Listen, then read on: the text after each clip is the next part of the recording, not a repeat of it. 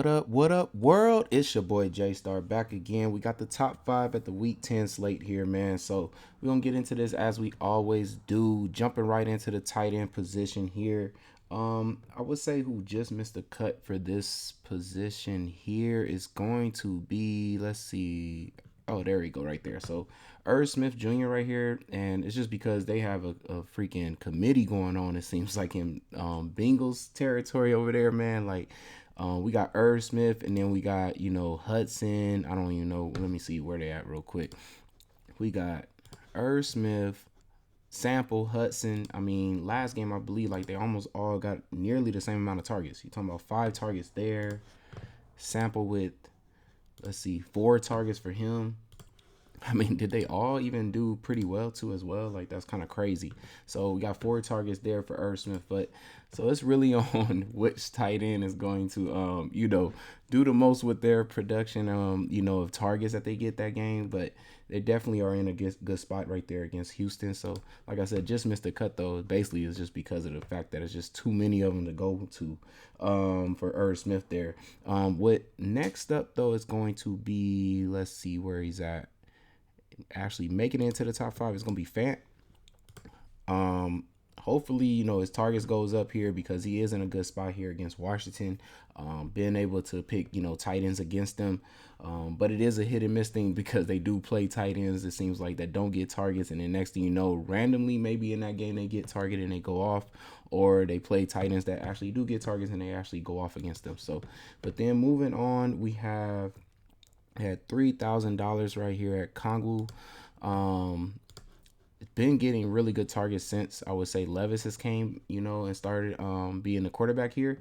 And then just a really good spot for him to actually be able to do something, really good here. I think finally getting into that double digits for what most fantasy owners have picked him up for, thinking he was gonna have a big year.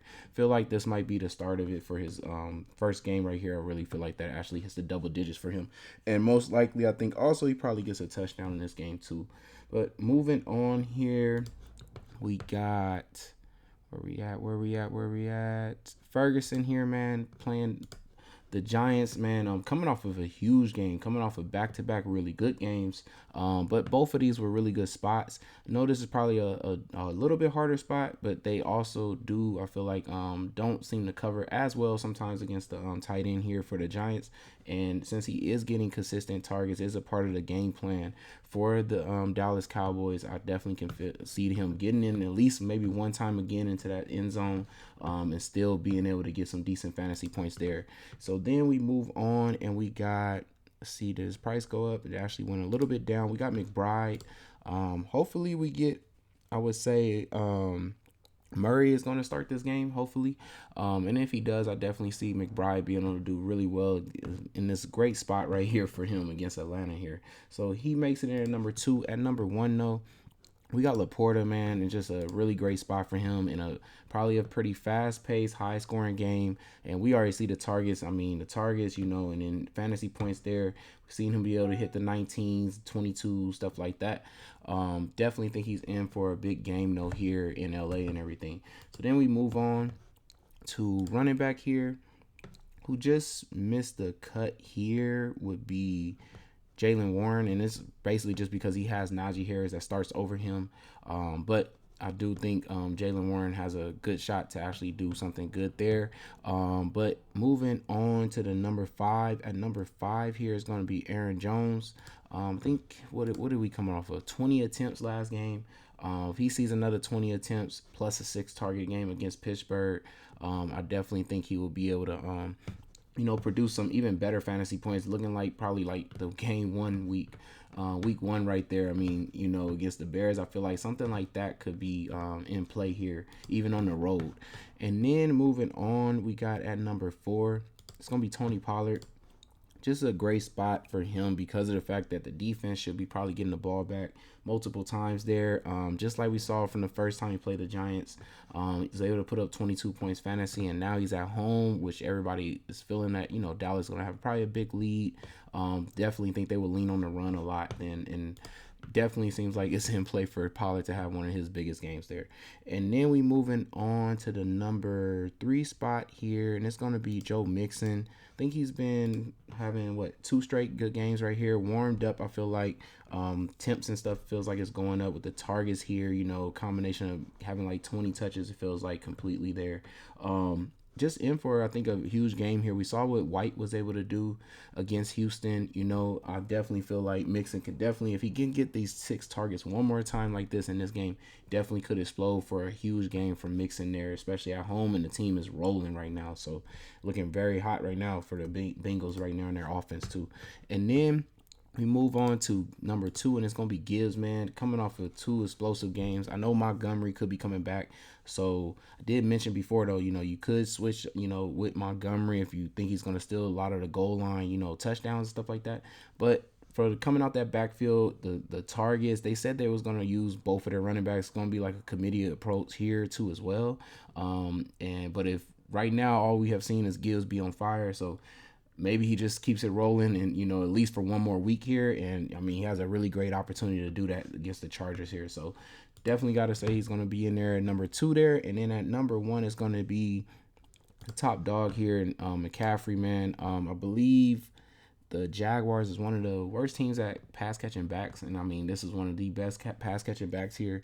It's just getting a touchdown in every game, anyways. I don't think it's going to stop here. They're going to really need them. They're coming off a 0-3 losing streak right now. Like, it's crazy. So definitely feel like it's probably in for a big game from McCaffrey to beat a team that's actually on fire too at that in Jacksonville Jaguars.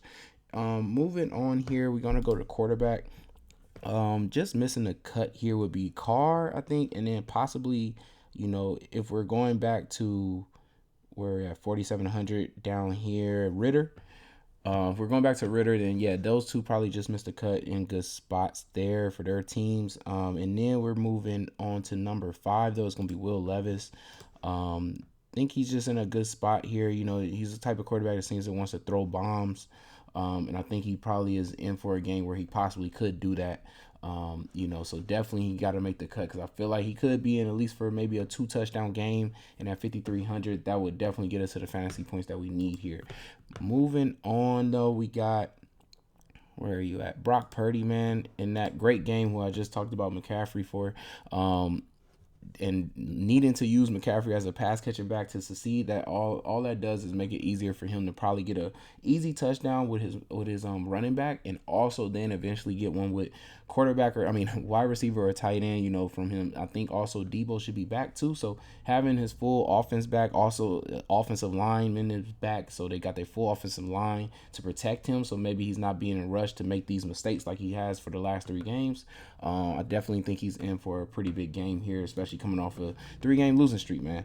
And then moving on from them, we got Geno Smith in a good game right here against Washington. With them losing their defensive ends and defensive line players like that, he should be in for a game where he should be able to be protected enough to be able to look down the field, throwing to Lockett, Metcalf, Fant, things like that. So definitely seem like he's probably in for a big game. Also, I think his price is kind of cheap too. Is that like one of the lowest that we've seen since the 57s right here, kind of? So yeah, but in for probably a pretty good game right there for him.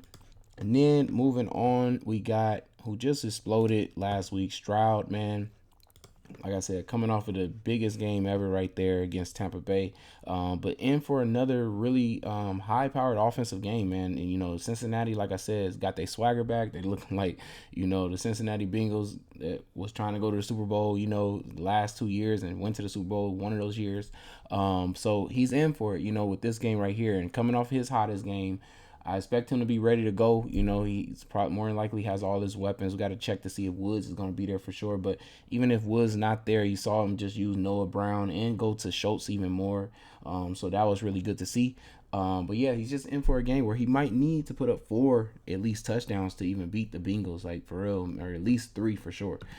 So definitely Stroud is going to be in there at number 2. At number 1, though, this week is going to be Goff. In a huge game right here. The Chargers came off of their bye and looked really good. So, and they didn't even have Palmer that game. So, and I don't think they're going to have Palmer anymore, but they will have Guyton back and things like that. And I just think he's in for a game though where he has to put up a lot of points here, man.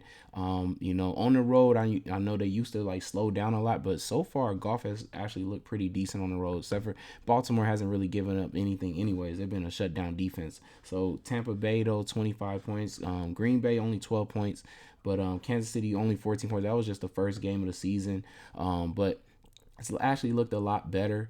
And their offense seems to be picking up, and looking really good since Gibbs is able to, do what he's doing right now, production and stuff. So Goff is just in a really good game there. Got to put him in there at the top 5, number 1 this week.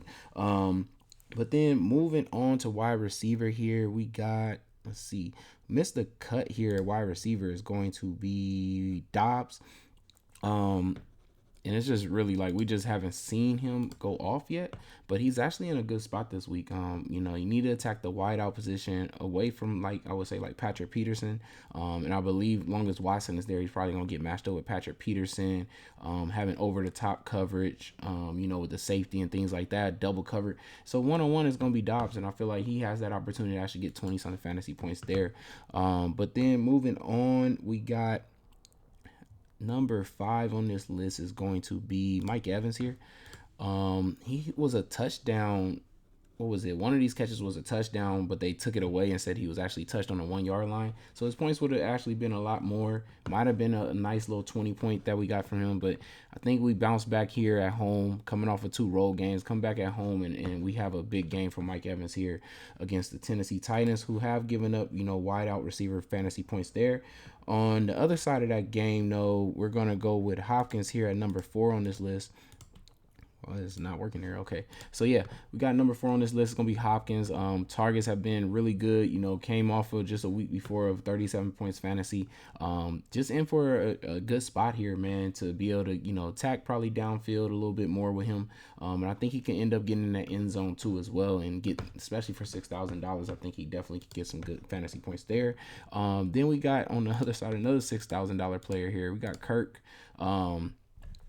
He's just really in a good spot here. He lines up on the side where they need to attack at for San Francisco. And I definitely think he's done well, too, against zone-style defenses, too, this year for them. With what I want to say, what was that? Zay Jones being out, too, he's been able to produce a lot more, getting more targets, consistent targets, too, and everything like that. Haven't really seen enough from Ridley. It's kind of been double covered and been taken away anyways. And it's, relied upon for Kirk or Ingram and things like that to do well. Definitely think he's going to be able to do well in this game at home against San Francisco, who they've been giving up fantasy points to the wide receiver, especially the ones that kind of line up on that left side where they attack Lenore at. So definitely in play to have a really good game there. Then we got, where we at? Move up a little bit here. We got DK Metcalf at number 2 on this list. Just finally in a good spot, and if he can get this 10 to 14 targets in this game, man, he could really go off and explode against Washington there, because they've been showing that they're giving up fantasy points to wide receivers there. And this could be his biggest game right now at 6,800 too. Pretty cheap, because I think he's been priced a lot higher than that for most of the season too as well. At number 1 though, it's going to be the kid that's returning to LA, man. And I think he's probably going to be in for a really big game here against the Chargers. Just because he also lines up in the slot, kind of plays out wide, just moves around everywhere. So it's going to be hard to just, double cover him the whole game or something like that. And then the targets is crazy right now. They're looking for him back to like 3 straight games, and basically 4 out of the last 5 games hitting that 100-yard bonus for us. If he gets a touchdown in this game with another 100-yard bonus, he's probably in for the biggest, one of his biggest game here, because I definitely feel like they're going to need to score a lot of points against the Chargers here, man. So St. Brown is in for a huge game, man, and that's why he makes the list at number 1. So that's it for the top 5, man. Hopefully y'all enjoyed that. Hopefully this helps y'all out with building some of your lineups up and having some of these big plays up in there, man. It's your boy J Star. Make sure y'all like, comment, subscribe, and I'm out, y'all. Peace.